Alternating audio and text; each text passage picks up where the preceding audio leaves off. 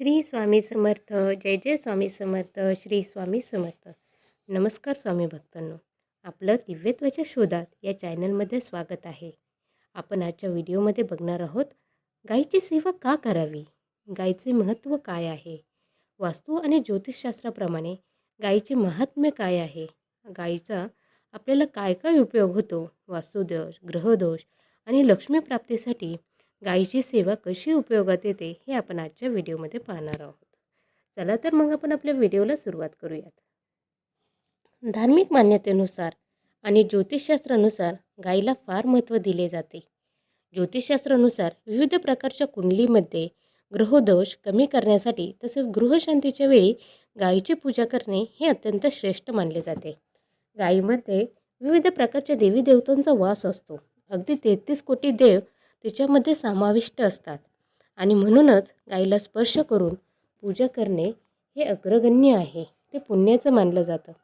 महत्त्वाच्या कामाला जाताना तिला घास देऊन तिला नमस्कार करून तिचा आशीर्वाद प्राप्त करून घेतले तर काम नक्की पूर्ण होते असे म्हणतात. विविध धार्मिक कार्याच्या वेळी तिला घास भरवणे फार पुण्यकारक समजले जाते. वास्तुशास्त्रानुसार अशी मान्यता आहे की एखाद्या घरामध्ये तिच्या नुसत्या असल्यामुळे सुद्धा त्या वस्तूमध्ये सर्व प्रकारचे जे वास्तुदोष आहेत ते सहजपणे नाश पावतात. तर धर्मशास्त्रानुसार तिच्या पूजनामुळे सर्व प्रकारच्या देवतांच्या पूजनाचे फळ हे आपल्याला मिळत असते. गायीच्या पाठीवर उंचवटा असतो, त्याला वशिंड असे म्हणतात आणि त्यामध्ये सूर्यकेतू नाडीचा प्रभाव असतो. त्यामुळे सूर्यप्रकाशाच्या साहाय्याने तिच्या दुधामध्ये अत्यंत प्रभावी आणि औषधी असे गुणधर्मयुक्त सुवर्ण क्षार तयार होतात. ते मानवी जीवनासाठी अमृतासमान मानले जाते. म्हणून गायीचे दूध हे अमृतच आहे असे समजा.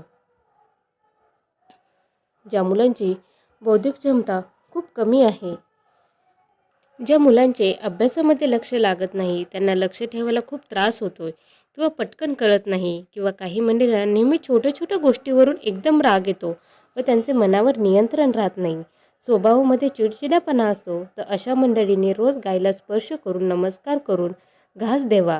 त्याने विशेष शुभकारक असे परिणाम भेटतात. ज्योतिषशास्त्रानुसार पत्रिकेत शनी अशुभ असताना किंवा शनीची साडेसाती असताना, महादशा असताना शनी ग्रहाची साडेसाती कमी करण्यासाठी शनिवारी गायीला घास जरूर द्यावा. पितृदोषाचे निराकरण करण्यासाठी अमावस्येला गायीला घास देण्यात येतो आणि आपल्या पितरांच्या मुक्तीसाठी गायीजवळ प्रार्थना करतात. थंडीमध्ये गायीला गूळ डाळ खायला द्यावे, उन्हाळ्यामध्ये देऊ नये. नवीन घराचं बांधकाम करण्यापूर्वी मंडळी त्या जागेवर गायी व तिच्या वासरासहित काही दिवस तिला बांधून ठेवतात. म्हणजे त्या जागी जी काही अशी अदृश्य स्वरूपात जी काही शक्ती आहे तिचा नाश होतो आणि वास्तुदोष कमी होतो. यासाठी गायीचा उपयोग होतो. तर शहरासारख्या ठिकाणी वास्तूचे काम सुरू असताना देशी गायीचे शेण, गोमूत्र, गंगाजल, कापूर हे सर्व एकत्र करून काम सुरू असताना हे मिश्रण त्या जमिनीमध्ये असं शिरकाव करतात, म्हणजे तिथे शिंपडतात. त्यामुळे त्या जागेत शुभ ऊर्जा निर्माण होते. देशी गायीचे गोमूत्र हे खूप फायदेशीर आहे. आपण जेव्हा घराची फरशी साफ करतो त्यावेळेस त्या पाण्यामध्ये 1 चमचा ते 2 चमचा गोमूत्र टाकावे. त्यामुळे घरातील निगेटिव्हिटी कमी होते. हे शुभकारक मानले जाते. गायीपासून बनवलेले पंचगव्य इतर आरोग्याच्या दृष्टीने देखील अत्यंत लाभदायक मानले जाते. ते अमृतासमान मानले जाते. त्यामुळे चर्मरोग दूर होण्यासाठी उपयोग होतो. गायीच्या शेणापासून बनवलेले धूप घरामध्ये लावणेसुद्धा वास्तूमध्ये शुभकारक असते. घरामध्ये गायी असल्यामुळे तिच्या गळ्यामध्ये जी घंटा असते त्याच्या सतत आवाज येत असतो, तो आपल्या वास्तूमधील असलेली सकारात्मक ऊर्जा वाढवायला मदत करतो आणि त्याचा अतिशय शुभ परिणाम आपल्याला मिळतो. आपल्या घराच्या दारामध्ये जर रोज एखादी गायी येत असेल तर ते सुद्धा काही शुभ घटना घडणार आहे याचे शुभ संकेत असतात, अशी मान्यता आहे शास्त्रानुसार. गायीला आपण घास द्यायला मात्र कधीही विसरायचं नाही. गुरुमाऊलींनी सांगितल्याप्रमाणे प्रत्येकाने पंचमहायज्ञ जरूर करावा. त्याचे अनेक फायदे आहेत. पंचमहायज्ञ केल्याने आपले असंख्य असे न सुटणारे प्रश्नही मार्गी लागतात. पंचमहायज्ञ म्हणजे काय, त्याच्यामध्ये काय करावे, तर ते नक्की ऐका. पंचमहायज्ञामध्ये आपण सकाळी पहिल्यांदा चपाती करतो, तर त्या चपातीचे पहिली चपाती ही गायीला बाजूला काढून ठेवावी. गॅस पेटवण्यापूर्वी एक छोटासा कागद घेऊन तुपाची आहुती द्यावी.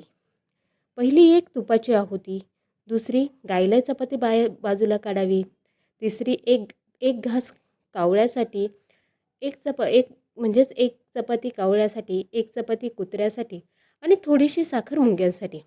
एवढंच ही जी सेवा आहे पंचमहायज्ञाची, ही दररोज नियमाने करावी. त्याने असंख्य असे न सुटणारे प्रश्न देखील आपले मार्गी लागतात. नक्कीच तुम्हाला हा व्हिडिओ आवडला असेल आणि हा व्हिडिओ जर तुम्हाला नक्की आवडला असेल तर कमेंटमध्ये श्री स्वामी समर्थ लिहायला विसरू नका.